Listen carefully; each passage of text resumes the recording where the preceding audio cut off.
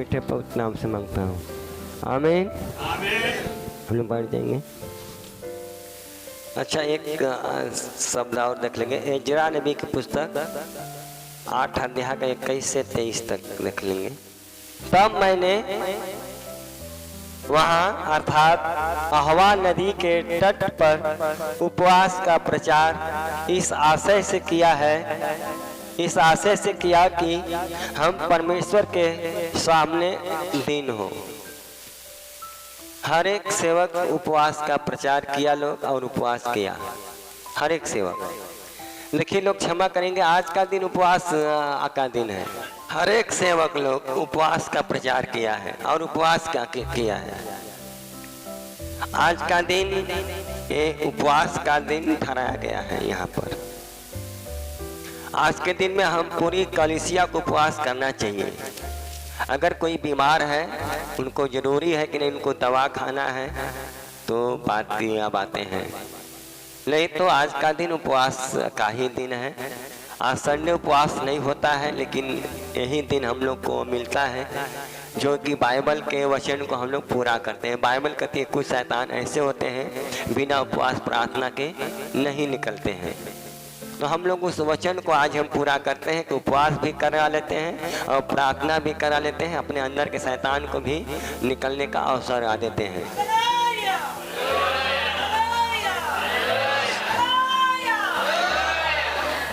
तो आज का दिन देखिए सबके लिए बराबर है।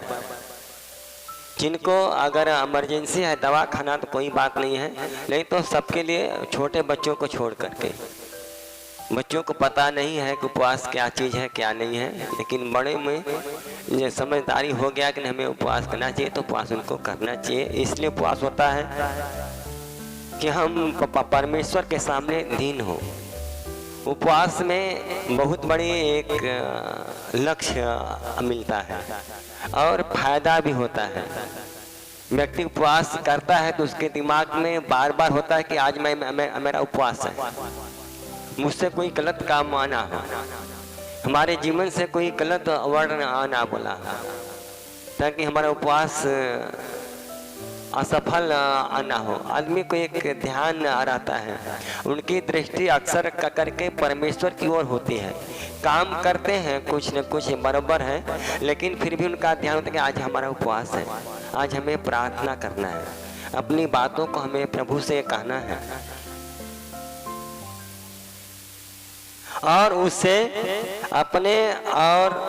अपने बाल बच्चों और अपनी समस्त संपत्ति के लिए सरल यात्रा मांगे।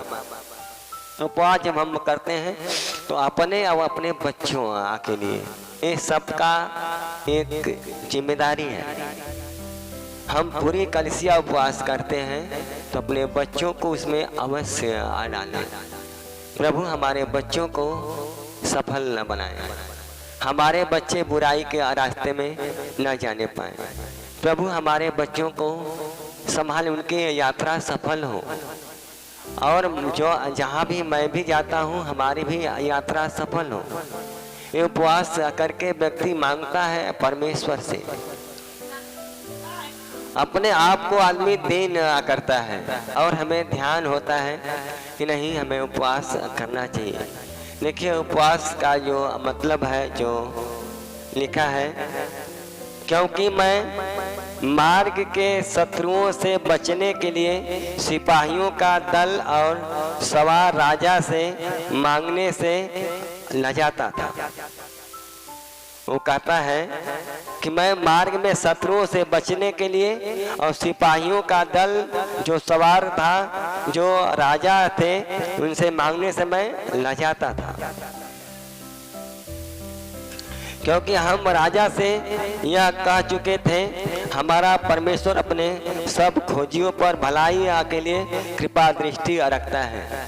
राजा से वो लोग बोल चुके थे कि हमारा परमेश्वर जो हम पर कृपा दृष्टि करता है। हम लोग बार बार कहते हैं ना, देखिए हम लोग कुछ नहीं करते, कौन आका करता है? परमेश्वर आका करता है, लेकिन किसके द्वारा करता है? हम ही सबके द्वारा वो करता है।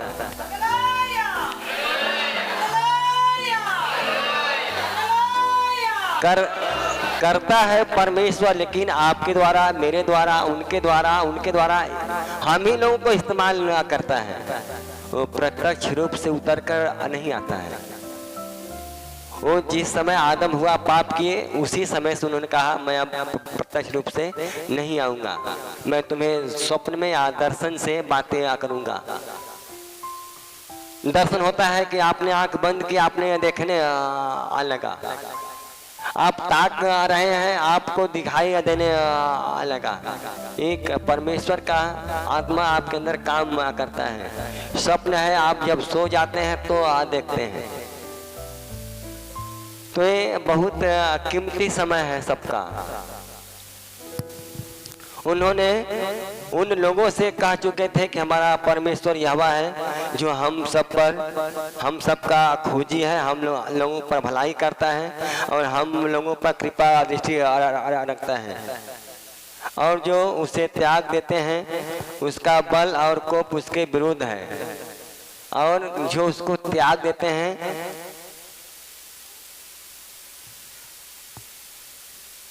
उसका बल और उनके विरोध है, उनका कोप भड़क आ जाता है। जो लोग परमेश्वर को त्यागते हैं, इसीलिए देखिए अय्यूब अपने आखिरी श्वास तक परमेश्वर का विश्वासी बना रहा। और बाइबल भी कहती है प्राण देने तक विश्वासी रहे तब मैं तुझे जीवन का मुकुट दूंगा, स्वर्ग लोक दूंगा। वो हमें आखिरी तक समझता है और हमें परखता है और देखता है कि मैं इस लायक है कि नहीं है। पौलुस अपनी बीमारी के लिए 3 बार प्रार्थना करता है।